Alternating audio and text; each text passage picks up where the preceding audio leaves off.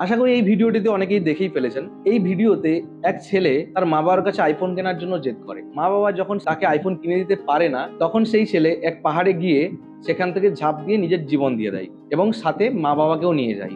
এটি একটি বেদনাদায়ক ঘটনা। এক পলকে পুরো পরিবারটাই শেষ হয়ে গেল।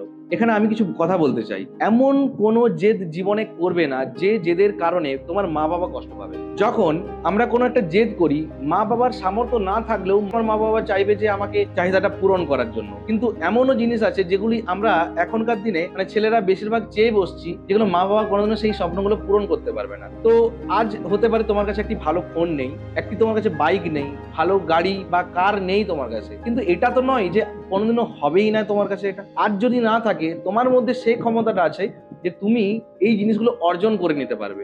একটা জিনিস মনে রাখবে, প্রত্যেকটা জিনিসের জন্য একটি করে সঠিক সময় আসে, শুধু সেই সময়ের অপেক্ষা। সেই সময় তোমাকে জিরো থেকে হিরো বানাতে পারে। নিজের স্বপ্ন নিজেকেই পূরণ করতে হবে, কেউ তোমার জন্য তোমার স্বপ্ন পূরণ করে দেবে না। এমন অনেক উদাহরণ আছে যার মা বাবার কিচ্ছু থাকেনি, আজকে তারা বড় বড় এক একটা কোম্পানির মালিক। আজ তারা করেছে, একদিন তুমিও পারবে।